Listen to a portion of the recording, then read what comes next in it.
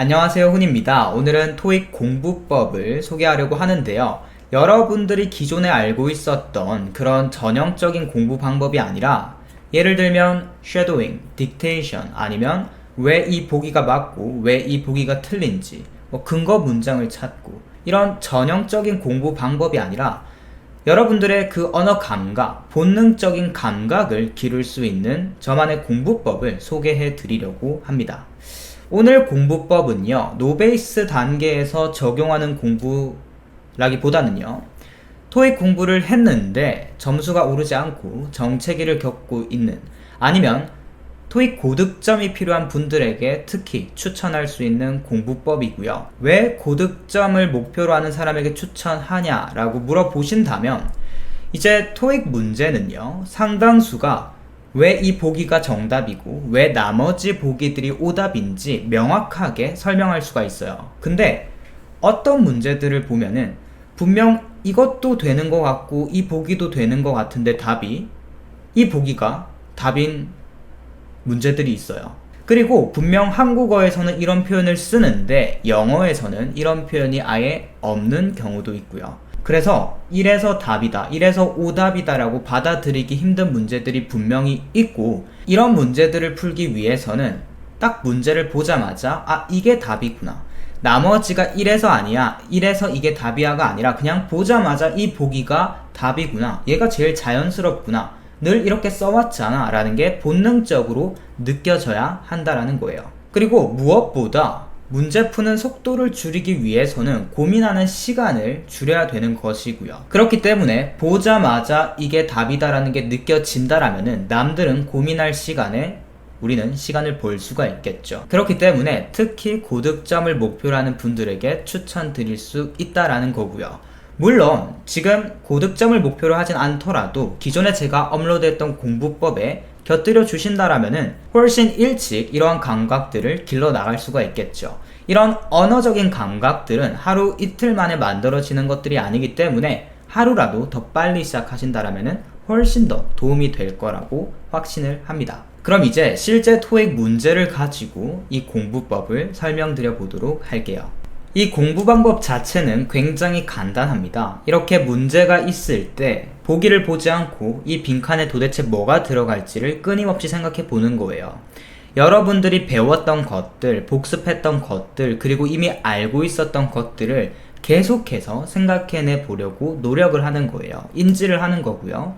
계속해서 여러분들을 그 개념들에 노출을 시키는 거예요. 102번 문제부터 같이 한번 보도록 할게요. 이렇게 빈칸이 있고요. 파트 5 문제는. 그리고 보기 4가지가 주어지는데 보기를 보지 않아요. 그리고 나서 해석을 하면서 한번 떠올려 보는 거예요. 이 자리엔 도대체 뭐가 들어갈까? 또는 문법적으로는 이 자리에 뭐가 들어갈까를 떠올려 보는 거예요. 그래서 102번을 해석해 보면요. 루이스는 일하기 때문에 매우 어쩌고 저쩌고, 그는 주어졌었다라고 합니다. 급여 인상이. 저의 데이터에 따르면요, 아니면 저의 그 직감에 따르면은 여기 빈칸에는 열심히라는 단어가 들어가 줘야 될 것 같아요. 그리고 한국어로는 열심히라는 게 들어가야 된다라는 게 느껴졌다라면은 그럼 영어로는 뭐가 들어갈지를 또 떠올리려고 하는 거예요. 우리가 열심히 외웠잖아요. 열심히라는 뜻을 가진 단어가 뭐가 있는지. 대표적으로 hard라는 표현이 있죠. work hard, study hard 이렇게 쓰이는 hard가 있고요. 그리고 나서 좀 더 열심히 외웠더라면, 아니면 paraphrasing을 과거에 정리하셨더라면 diligently라는 표현도 열심히라는 뜻으로 사용될 수 있는 표현이에요. 저는 이 문제를 보자마자 hard가 나오거나 diligently가 나오겠다라는 거를 알 수 있는 거죠. 그리고 이 보기에 헷갈리는 표현들이 있더라도 저는 이 2가지 표현 중 하나만을 고르고 넘어갈 거예요. 그리고 나서 문법적으로도 접근해 볼 수가 있어요. work라고 하는 것은, 일하다라고 하는 것은 자동사기 때문에 이 뒤에 목적어, 명사의 형태가 오기보다는 부사라든지 아니면 전치사 플러스 명사라든지 이런 거품의 역할을 하는 것들이 위치하게 되겠죠. 그리고 빈칸이 지금 하나이기 때문에 부사가 올 수밖에 없겠고요.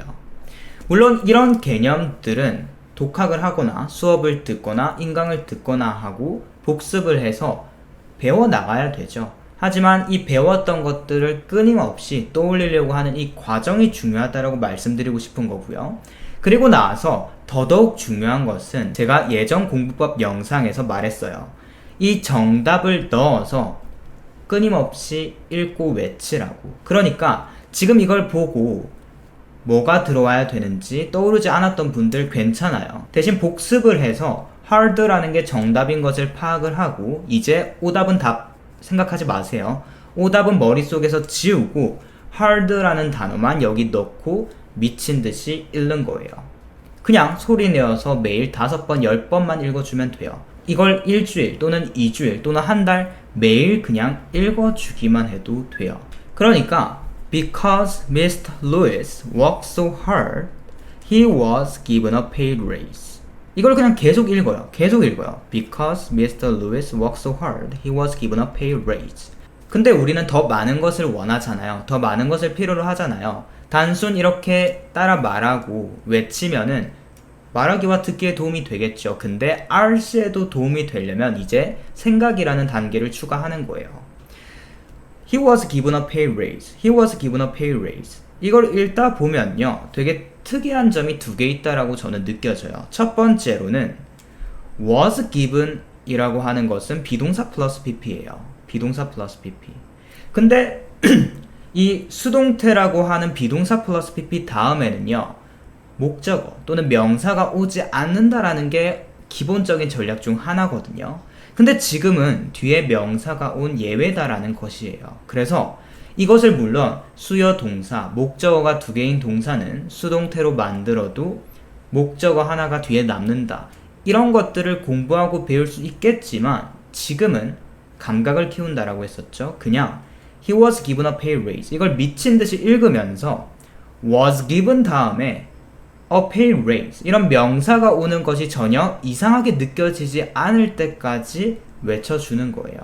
아, was given이라고 하는 수동태는 뒤에 명사도 오는구나. 계속 인지를 하면서 읽어주는 거죠. He was given a pay raise. He was given a pay raise. 그리고 나서 pay raise라고 하는 것은요. 다음에는 이렇게 명사가 와야 되는데 pay raise. pay라고 하는 급여라고 하는 명사와 raise라고 하는 인상이 지금 합쳐져서 하나의 명사의 역할을 하고 있는 거예요. 즉 복합 명사다라는 것이죠.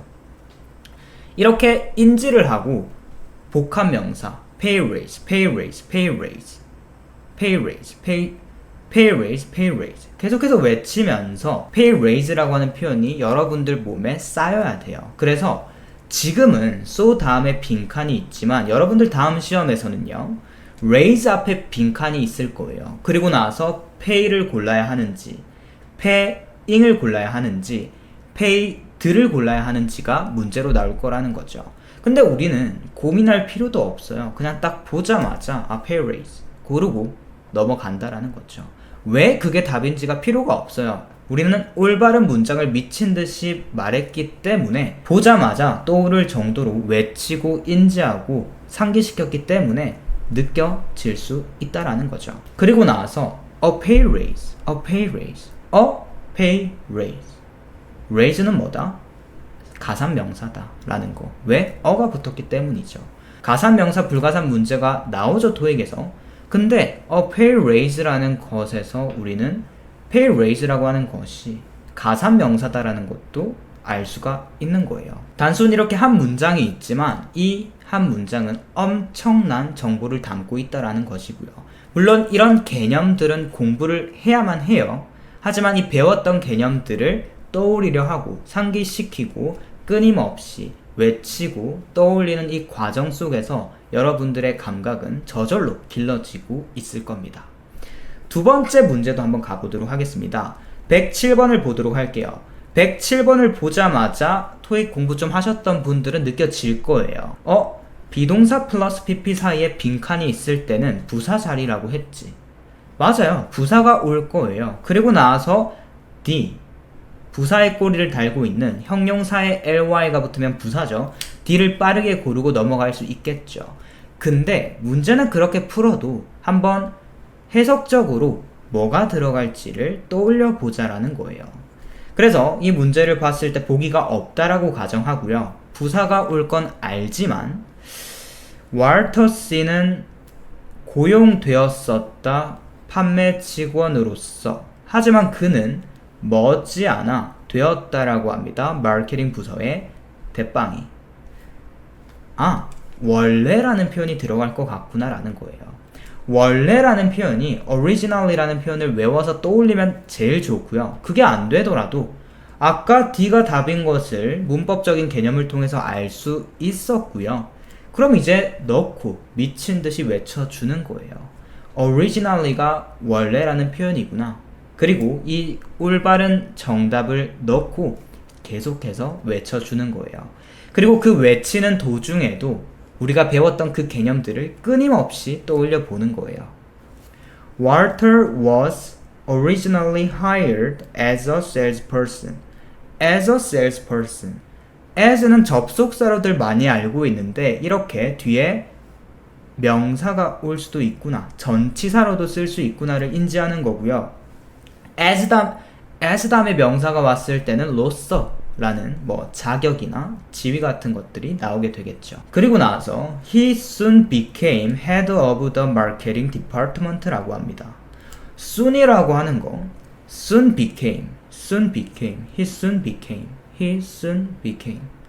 soon이라고 하는 것은 미래 시제에 잘 어울리는 동사라고 해서 미래와 쓴다 이렇게 외우는 분들이 있을 거예요. 근데 soon은 과거랑도 써서 머지않아 라는 뜻으로도 쓸 수 있거든요. 그래서 이런 개념들이 만약에 외우지 못했고 배우지 못했다라면 최소한 그건 할 수 있잖아요. soon became. 이 부분을 계속해서 따라 말해서 soon이 과거 became가 쓰는 게 전혀 이상할 게 아니다라는 것은 우리가 데이터를 쌓아갈 수 있다라는 거죠. 그래서 이 문장을 마찬가지로 지겨운 과정을 반복해야 점수가 올라요. 끊임없이 따라 말해주면서 soon과 과거가 있는 게 전혀 이상하지 않다라는 거. originally hired라는 표현이 굉장히 잘 어울린다라는 거. 이런 것들을 가져가 주면 돼요. head라는 게 머리라는 뜻으로 알고 있었는데 이런 부서의 대빵을, 우두머리를 얘기할 때, 장을 얘기할 때 쓸 수 있다라는 거 끊임없이 가져가도록 하겠습니다. 그리고 이 head라는 표현은요, 파트 3, 4에서 굉장히 많이 출제가 될 거예요.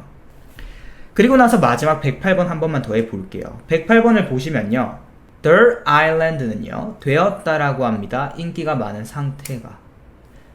관광객들에게 그것의 예술과 음악의 풍요로운 문화로 인해서, 풍요로운 문화 덕분에, 풍요로운 문화 때문에, 덕분에라는 표현이 분명히 들어갈 겁니다. 그리고 나서 문법적으로도 한번 생각해 보는 거죠. 때문에라고 하는 것은 because도 있고, as도 있고, since도 있고, now that도 있고, because of도 있고요, due to도 있고요, owing to도 있고요, 덕분에 thanks to도 있겠죠. 앞에 말했던 표현들과 뒤에 말했던 표현의 큰 차이는요, 접속사냐 전치사냐의 차이예요. 그러니까 뒤에 주어 동사 형태가 온다라면은, 완전한 절의 형태가 온다라면은 because, as, now that, since 이런 접속사가 들어갈 거고요. 명사가 온다라면은 뒤에 말했던 전치사가 들어가겠죠. 근데 지금 뒤에는 명사만 와 있고요. 그러면은 ABCD 보시면요, 다 빠르게 파악할 수가 있죠. 그래서 급하게 할 필요 없어요. 천천히 여러분들이 배웠던 것을 계속해서 생각해 보려 하고요. 생각이 나지 않는다라면은 복습을 하시고요, 공부를 하시고요, 단어를 외우시고 정답을 넣어서 끊임없이 읽어주세요. 그래서 원인을 얘기하는 문맥에서 because of라는 게 굉장히 자연스럽게 느껴질 때까지, 그리고 이 문장을 끊임없이 따라 읽으면서 popular with 이런 전치사의 신경을 써보면 너무 좋죠. popular with tourists, popular with tourists. 관광객들에게 인기가 많아졌다라고 해요. 이 with이 우리가 알고 있는 함기가 아니에요. 누구누구에게라는 뜻을 가지기도 하고요. popular은 with라는 전치사와 잘 어울리구나. popular with. 다음 시험에서는요, popular 뒤에 빈칸이 있을 거고요. 그리고 뒤에 누구누구에게 어울린다라는 문맥이라면은 빠르게 다른 거 생각할 필요도 없이 with을 골라주면 되겠죠. 그리고 나서 it's rich culture. 부자라고만 알고 있었던 rich가 이렇게 문화를 설명할 때도 풍부한 문화를 가지고 있다는 의미에서 쓰이는구나. rich와 culture는 굉장히 잘 어울리는 표현이구나를 읽으세요. 외치시고요. 계속해서 외치면서 인지를 하시면 돼요. 이런 there이라는 고유 명사 중요하지 않습니다. 제주 아일랜드라고 하시던지 아니면 그냥 아일랜드라고 하세요. 우리가 필요한 부분은 이 뒷부분이거든요. 한번 정리하자면 포인트들 위주로 인지를 한다라는 것이죠.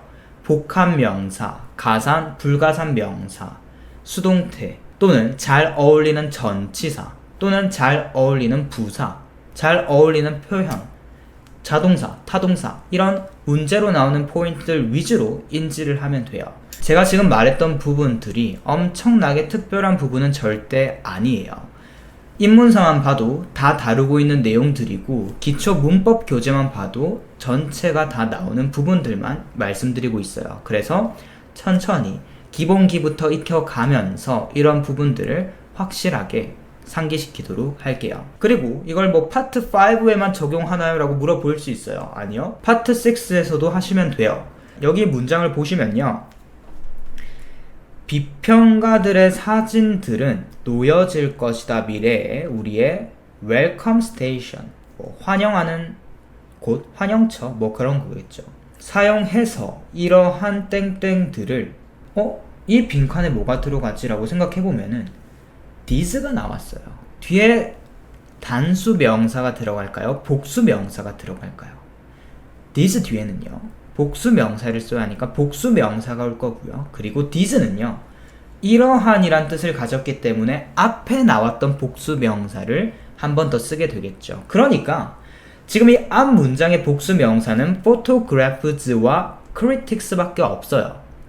그러니까 이 둘 중 하나가 여기 위치하게 될 거고요.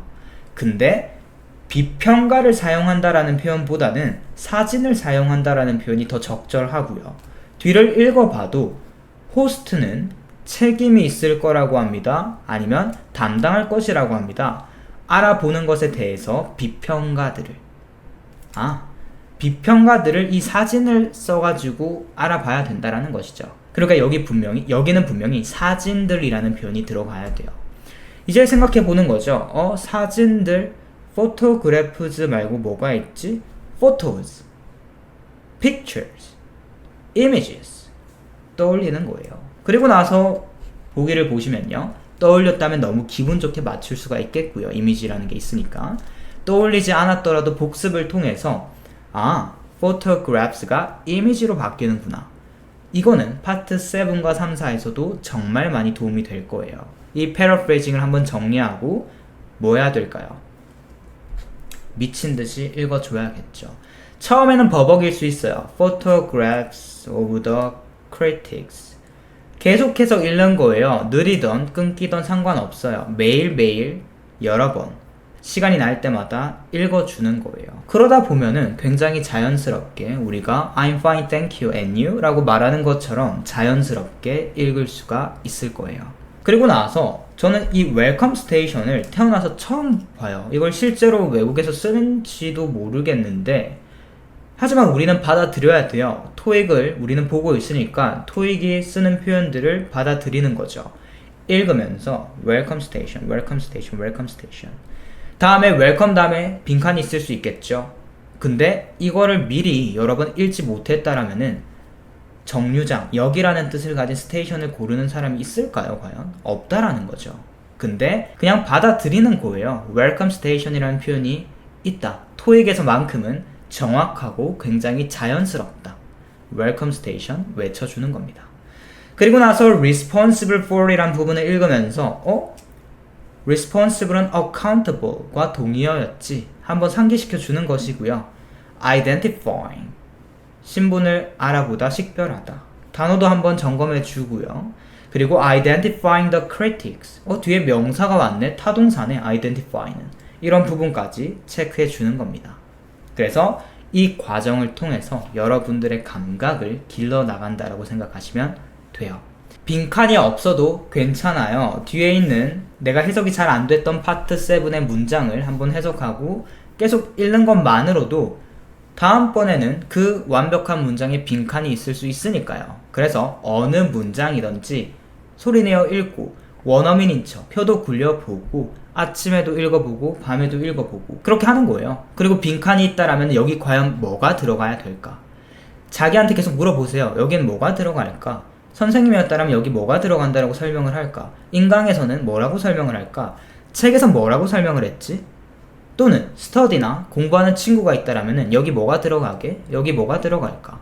계속해서 의견을 나누면서 영어에 정확한 문장에 토익스러운 표현들에 여러분들을 노출시킨다라고 보시면 됩니다. 이게 하루에 5문장, 10문장 적다라고 느껴질 수 있겠지만 한 달만 돼도 엄청 많고요. 토익 6개월 공부하는 분들 정말 많아요. 1년, 2년씩 하시는 분들도 있고요. 그 기간 동안 10문제씩만 매일 쌓아갔더라도 수천 문장들, 그것도 정말 좋은 문장들, 비즈니스적인 문장들, 올바른 문장들이 여러분들 머릿속에, 아니 무의식 속에 남아 있을 거라는 것이죠. 제가 토익 시험을 보면서 볼 때마다 만점을 받았지만 200문제를 다 알았다? 절대 그렇게 말할 수 없어요. 몰랐던 문제가 있었지만 적어도 느껴는 져요. 이 보기가 절대 답은 아니겠구나. 너무나 어색하게 들린다라는 게. 그렇게 찍더라도 확률을 높일 수가 있는 것이고요. 여러분들이 못하더라도 여러분들 무의식이 그 역할을 해줄 거예요. 그리고 다시 한번 강조하지만 이 공부법은 절대 특별한 게 아니에요. 공부를 잘해야 쓸 수 있는 것도 아니고요. 단순 그냥 올바른 문장을 여러 번 소리내어 읽는다라는 거, 그리고 그 과정 속에서 생각이라는 것을 한다라는 거, 그것만 신경 써주시면 됩니다. 언어 자체를 받아들이려는 그 마음과 올바른 영어 문장에 노출되겠다는 그 열정, 그리고 배운 것들을 끊임없이 생각하고 변수를 끊임없이 떠올리면서 경우의 수를 계속해서 생각하는 그 노력만 있다라면은 여러분들도 충분히 만점, 900점, 800점, 700점 그 이상도 충분히 다 할 수 있다고 생각을 해요. 그래서 오랜만에 이렇게 영상을 찍어 보았는데요. 제가 굉장히 중요하다라고 생각하는 부분 중 하나이고 저의 점수를 만들었던 부분 중 하나라고 저는 생각을 합니다. 그만큼 정말 중요한 부분이니까 꼭 오늘부터 소리 내어서 읽어보도록 할게요. 그리고 생각이라는 것을 하면서 이제 공부를 해보도록 할게요. 오늘도 영상 봐주셔서 너무너무 감사드리고요. 저는 다음 영상에서 인사드리도록 하겠습니다. 감사합니다.